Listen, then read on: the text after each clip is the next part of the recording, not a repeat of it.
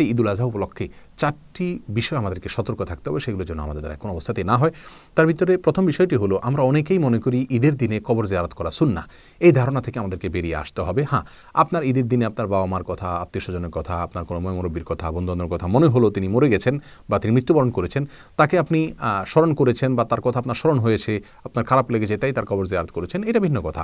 কিন্তু এই দিনে অনেকেই দল বেঁধে এবং নিয়ম করে কবরস্থানে যান কবর জিয়ারত করার জন্য। জেনে রাখা উচিত, ঈদের দিনে কবর জিয়ারতের জন্য বিশেষ কোনো নির্দেশনা নাই, বিধায় এটাকে সুন্নাহ বা গুরুত্বপূর্ণ আমল, মুস্তাহাব বা এরকম কিছু মনে করলে সেটা অনুচিত হবে, ভুল হবে। দ্বিতীয় যে বিষয় আমাদেরকে সতর্ক থাকতে হবে তা হলো, আমরা অনেকেই ঈদের সালাতের পরে মোয়ানাকা করি, কাঁধে কাঁধ মিলাই। এই যে কাঁধে কাঁধ মিলানো, গলা মিলানো বা মোয়ানাকা করা, এটা ঈদের কোনো সুন্নাহ নয়। যদি আপনি অভিবাদন জানিয়ে অনেকদিন পরে কারোর সঙ্গে সাক্ষাৎ হয়ে সেই সময় মোয়ানাকা করেন, তাহলে ভিন্ন কথা, কিন্তু এটাকে ঈদের সুন্নাহ মনে করা এটা অনুচিত, এটা ভুল ধারণা।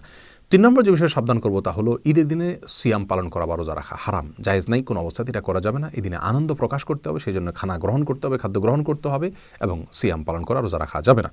আর 4 নম্বর যে বিষয়ে আমাদেরকে সতর্ক থাকতে হবে তা হলো, ঈদের দিনে আমাদের সমাজে অনেক মানুষকে দেখা যায় হাই ভলিউমে তারা গান বাজনা ইত্যাদি শুনে থাকেন, বাজিয়ে থাকেন। আবার অনেকে দেখা যায় যে তারা নারী পুরুষ একসাথে ঢলাঢলি করে মেশামেশি করে তারা বের হয়ে থাকেন রাস্তাঘাটে। নারীরা অশ্লীল এবং খোলামেলা পোশাকে তারা বের হন এবং একে অন্যে নিজেরা আড্ডাবাজি করতে থাকেন হারামভাবে। নারী পুরুষ একসাথে পর্দার বিধানকে লঙ্ঘন করে এবং অশ্লীলতা করে তারা ঈদের দিন বের হয়ে থাকেন। প্রিয় দর্শক, ঈদ আল্লাহ সুবহানাহু ওয়া তাআলার পক্ষ থেকে উপহার, আল্লাহ সুবহানাহু ওয়া তাআলার পক্ষ থেকে বিশেষ নিয়ামত। আর এই দিনে আল্লাহ সুবহানাহু ওয়া তাআলার বিশেষভাবে আল্লাহর অবাধ্য হওয়া এবং বিশেষভাবে আল্লাহর নাফরমানি করা, এটা কোনো অবস্থাতে একজন মুমিনের চরিত্র হতে পারে না।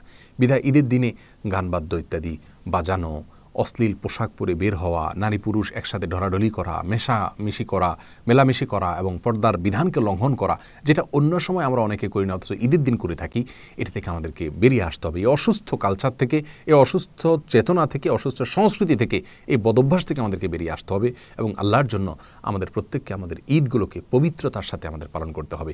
বিধায় এ বিষয়ে আমরা সতর্ক থাকি। প্রিয় দর্শক, ঈদের যে সুন্নাহগুলো রয়েছে, মুস্তাহাবগুলো রয়েছে, আসুন সেগুলোকে আমরা পালন করার চেষ্টা করি। সেই সাথে যে 4টি বিষয় আমরা সতর্ক থাকতে হবে, সে বিষয়ে আমরা সতর্ক থাকার চেষ্টা করি। এই 4টি ভুল এবং অন্যায় যেন আমাদের দ্বারা না হয়। আল্লাহ সুবহানাহু ওয়া তাআলা আমাদের সকলকে সেই তৌফিক দান করুন।